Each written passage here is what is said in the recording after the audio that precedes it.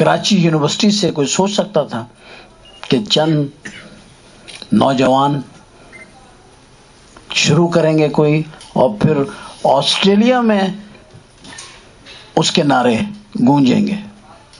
یہ جد و جہد کا اصل جو پہلو ہے دیکھنے والا یہ ہے کہ کتنی اس میں محنت ہوئی ہوگی اور کتنے لوگوں نے اپنی قربانیاں دی ہوں گی، اپنے ذہن دیے ہوں گے، اپنی جانیں دی ہیں، شہادتیں کی ہیں، اذیتیں برداشت کی ہیں، تو آج اتنی دور ملک سے، اتنی دور، ہزاروں میل دور بیٹھ کر کے ایک نعرہ سنا بھی میں نے.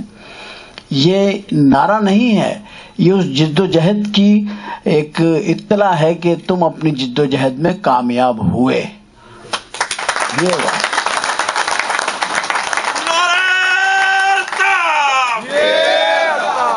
اب دوست نعرہ ذرا مضبوط نہیں لگا رہے ہیں، ایک نعرہ میں لگا دیتا ہوں.